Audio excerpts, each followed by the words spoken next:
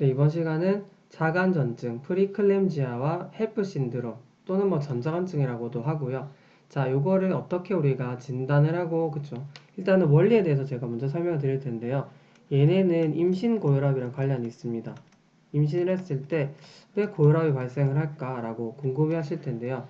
자, 우리가 보통 고혈압이라고 하면 혈관 수축이랑 관련이 있습니다. 혈관이 수축되면서 이제 고혈압이 발생을 할 수 있는데요. 바로 그런 기전으로 발생을 합니다. 일단은 제가 한번 메커니즘을 설명을 드릴게요.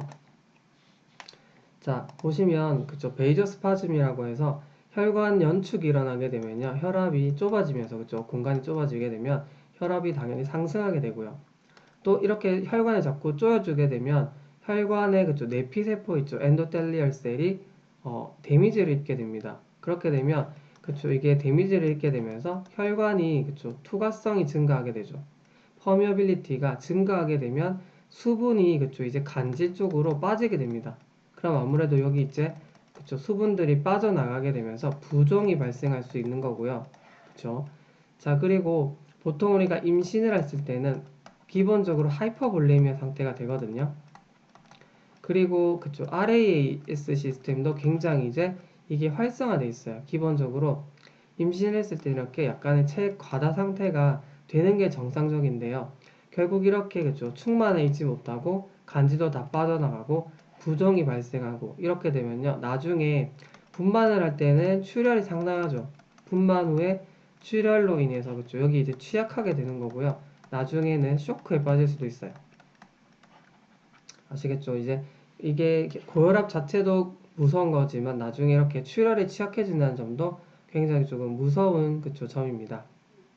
우리가 보통 프리클램지아라고 하는 건요. 진단적으로 제가 이제 조금 더 자세하게 설명을 드려야 되는데 일단은 간단하게 조금 설명을 드리면요.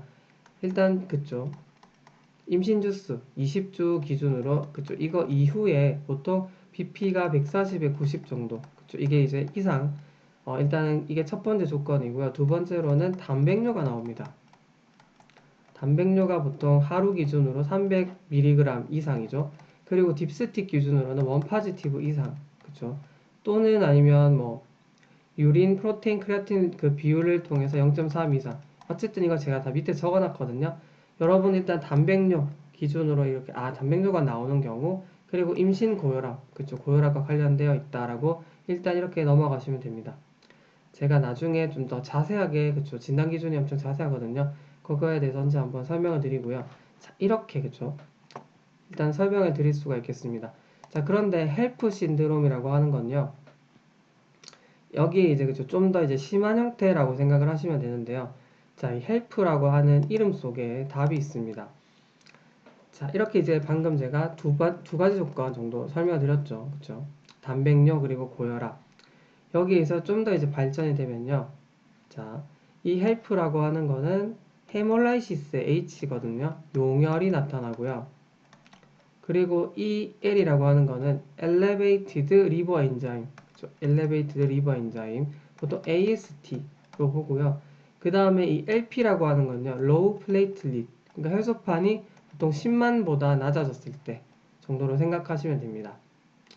여기에 대해 이제 답이 다 있죠. 자, 그러면 조금 더 헬프 신드롬 기준으로 설명을 드려볼게요. 자, 역시나, 그쵸. 제가 이제 같은 거의 동일선상이 있는데요. 역시나 혈관 연축에 의해서 내피세포가 손상이 되게 되면요. 그쵸. 막 이렇게 손상을 입게 되면, 뭐, 투과성도, 그쵸. 이렇게 높아지는 것도 문제지만, 결국에는 혈소판이 여기를 떼워야 되겠죠. 그렇죠. 그래가지고, 혈소판이 여기를 막 떼우게 되고요. 결국, 피부린도 막 침착이 되겠죠. 자, 그렇게 되면 여기 이제 막 그쵸 이렇게 뾰족뾰족한 뭔가가 생겨 있고요. 그럼 여기에 이제 혈액이 막 지나가다 보면 여기에 긁혀요. 그쵸? 그렇게 되면 이게 바로 미세혈관병성 용혈이라고 하죠. 마하, 그쵸? 마하 많이 들어보셨죠? 자, 혈액학 공부할 때 우리가 마하라고 하는 게 바로 이런 기전으로 그쵸? 설명을 할 수 있거든요. 그래서 끓기거든요. 끓기게 되면 적혈과 막 터져요. 아시겠죠? 자, 이런 식으로 우리가 PB 스미어상에는 실제로 깨진 RBC들이 관찰이 된다라는 거죠. 자, 이것도 특징입니다. 자, 그래서 결국에는 혈소판이 소모가 되고 또 여기에는 자가 면역 기전이 섞여 있어요. 그러다 보면 혈소판이 아무래도 줄어들겠죠. 소모가 되다 보면요. 그리고 우리가 이게 이제 포탈, 그쵸? 포탈 베인 쪽, 이제 간 쪽의 혈관에서 이런 일들이 생기게 되면 결국에는 그쵸? 간 쪽으로 이렇게 이제 그쵸? 진행이 됩니다. 그래서 보통 출혈 같이 그쵸? 생길 수 있겠죠. 그래서 뭐 보통 헤파틱 럽처가 되기도 하고요. 그러다 보면 이제 리버 엔자임이 상승한다라고 알려져 있습니다. 자, 그래서 여러모로 그쵸? 이제 왜 헬프 신드롬이 생기는지 아시겠죠? 그래서 진단 기준을 보시면 자, 이렇게 정리를 할 수 있습니다. 기본적으로 그쵸? 프리클램지아를 만족하면서 더군다나 좀 더 이제 심화된 형태로서 피비스미어에서 깨진 RBC 그쵸? 왜 깨지는지 설명드렸습니다. 그리고 AST가 보통 그쵸? 상승하게 되고요. 빌리루빈도 그쵸? 이렇게 이제 수치적으로 우리가 기준으로 잡아줄 수 있습니다. 그리고 로플레이트릿 그쵸? 이제 혈소판이 낮아지게 돼서 10만보다 낮아지는 걸 기준으로 할 수 있고 자, 요즘 이제 그쵸? 진단이 되면 보통 유도분만을 하게 됩니다. 자, 그러면 한번 증례를 통해서 보시면요. 자, 일단은 요거는 그냥 참고적으로 간단하게만 볼게요. 일단은 혈압이 그쵸? 이완기 혈압이 지금 90이 됐고요.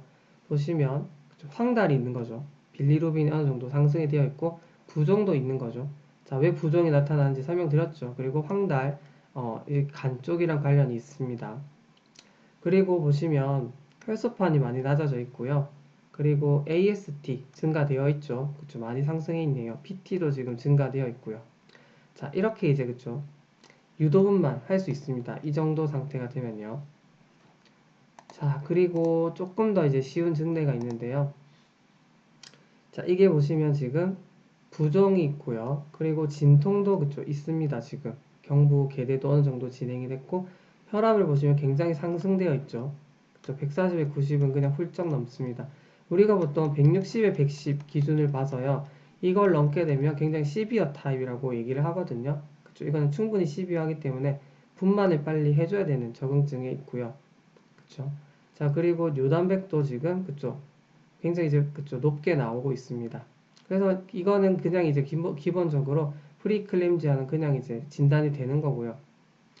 자, 그래서 보시면 근데 이제 간호소라든지 혈소판 수치는 정상이니까 헬프 신드롬이라고 볼 수는 없겠죠.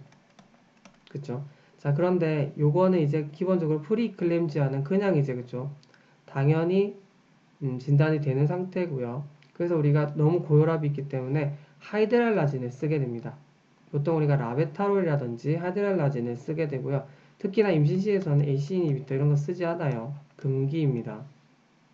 자, 그래서 이제 조금 넣었더니 그쵸, 혈압이 다시 조금 떨어졌죠. 그쵸. 그리고 이제 두통은 완화되었는데 부종은 지속되고 있는데 결국 그쵸. 분만에 적응증이 되기 때문에 분만을 했더니 저혈량 쇼크까지 빠진 거죠. 왜냐하면 제가 아까 말씀드렸죠. 출혈에 취약한 구조라고 말씀드렸고요. 왜냐하면 임신 시 증가되지 못한 하이포볼레미아가 안 되니까 결국 출혈에 이렇게 이제 취약해져서 저혈량 쇼크가 빠질 수 있다. 그래서 또 무서운 겁니다. 고혈압 자체도 무섭고 고혈압에 의해서 여러 가지 증상이 초래되지만 또 출혈에 취약하다는 점이 참 무서운 거죠. 결국 우리가 분만을 하긴 해야 되는데 분만 직후에 그렇죠. 출혈이 나타나는 건 어쩔 수 없으니까요. 자, 그래서 이렇게 헬프 신드롬과 전자간증에 대해서 전반적으로 한번 알아봤습니다.